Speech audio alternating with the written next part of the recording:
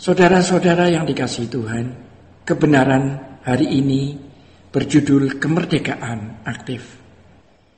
Bagaimana kita dapat benar-benar merdeka dari belenggu dunia dan kuasa gelap? Ini suatu pertanyaan yang menarik. Jawabnya adalah tergantung dari kemauan kita.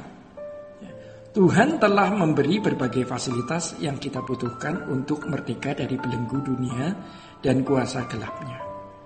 Saudara, berbagai fasilitas itu adalah penebusan Roh Kudus, kebenaran dan penggarapan melalui setiap peristiwa. Penebusan adalah kematian Yesus di kayu salib untuk mendamaikan setiap orang percaya dengan Allah. Jadi saudara, melalui penebusan ini orang percaya secara de jure dilepaskan oleh Allah dan ditawan iblis. Inilah kemerdekaan pasif. Ini kemerdekaan yang dikerjakan Allah tanpa intervensi manusia di dalamnya.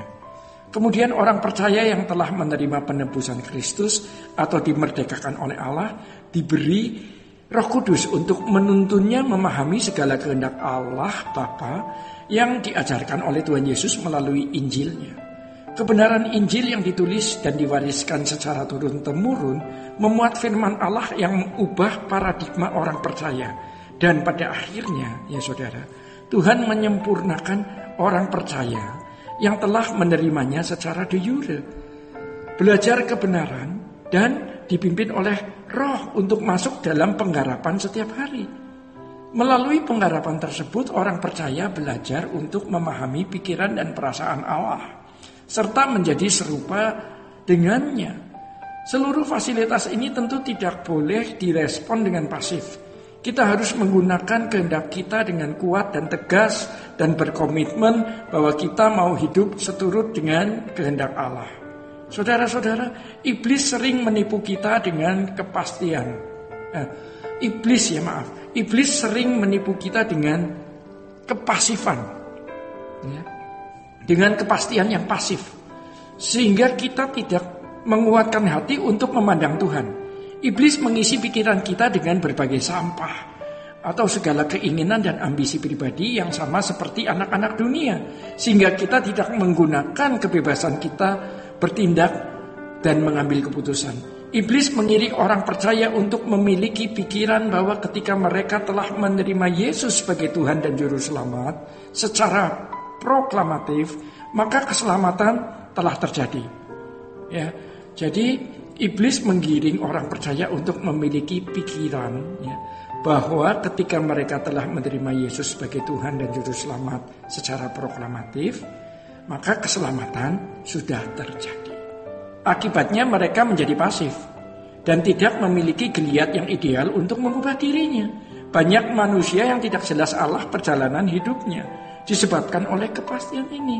Saudara-saudara, tidak jarang kita jumpai anak-anak Allah yang memohon bimbingan Tuhan, memohon arah untuk memulihkan kehidupannya, tetapi tidak pulih-pulih, sebab mereka tidak melangkah sama sekali.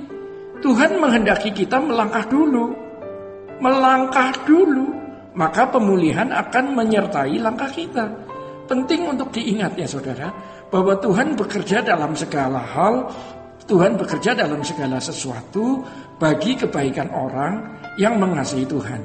Kita harus melangkah mengasihi Tuhan dalam tindakan konkret. Maka Tuhan akan memenuhi bagiannya untuk menolong kita. Saudara-saudara, kita mengerjakan keselamatan katergaseste, Tuhan yang mengerjakan atau memberi energon, memberi energi. Bukan Tuhan yang mengerjakan keselamatan tersebut. Tuhan hanya memberi energon, Tuhan hanya memberi energi, memberi kemampuan, memberi fasilitas, memberi sarana. Namun orang percayalah yang mengerjakannya. Jadi saudara-saudara, kemerdekaan pasif adalah kemerdekaan yang kita terima dari Yesus yang membuat kita memiliki potensi untuk selamat dan dikembalikan ke rancangan semula. Ini juga sudah dapat dikatakan sebagai sebuah kemerdekaan, tetapi ini adalah kemerdekaan pasif. Kemerdekaan ini kita terima hanya dengan percaya kepada Tuhan Yesus sebagai Tuhan dan Juru Selamat. Namun kemerdekaan pasif ini harus dilanjutkan pada proses selanjutnya. Apa itu? Ya, ini memperjuangkan kemerdekaan aktif, ya, dari pasif ke aktif. Adapun kemerdekaan aktif adalah kelepasan dari ikatan-ikatan dosa, buah dari pergumulan pribadi dengan pimpinan Roh Kudus. Di sini seseorang yang diperbaharui secara cara berpikirnya oleh kebenaran Injil dan Roh Kudus harus bergumul, ya, karena aktif, harus bergumul mengenakan kebenaran yang telah dipelajari dalam kehidupannya sehari-hari. Saudara-saudara, pergumulan pribadi inilah yang membuat kita semakin merdeka dari ikatan dosa tersebut, ya, dan memperoleh mahkota surgawi atau kemuliaan bersama Yesus. Kemerdekaan aktif adalah sebuah perjuangan. Namanya juga aktif, ya. Jadi harus berbentuk sebuah perjuangan yang sifatnya terus-menerus sampai Tuhan datang kembali. Kita tidak boleh dan tidak bisa berhenti dari perjuangan ini. Kemerdekaan aktif menuntut kesungguhan dan konsistensi kita. Saudara-saudara, seseorang yang memiliki kemerdekaan aktif dapat ditandai dengan hal-hal ini, yaitu ia semakin hidup tidak bercela. Ya. Maksudnya, ia menjaga dirinya tidak tercemar oleh dosa atau kesalahan yang dapat melukai hati Tuhan. Kemudian ia akan semakin menikmati damai sejahtera Allah. Karena memiliki hubungan yang harmonis dengan Allah. Orang yang hidupnya bercacat celah dan tidak memiliki hubungan yang harmonis dengan Allah tidak mungkin memiliki damai sejahtera dari Allah. Pada akhirnya, orang-orang seperti ini akan menaruh harapnya pada hari kebangkitan. Karena orang-orang seperti ini memiliki hak penuh masuk dalam kerajaan surga dan kemuliaan bersama-sama dengan Kristus. Ya. Jadi orang yang memiliki kemerdekaan aktif inilah akan menjadi orang-orang yang berhak, ya, masuk ke dalam kerajaan surga. Jadi kematian bukan lagi menjadi suatu hal yang menakutkan dan penuh ketidakpastian.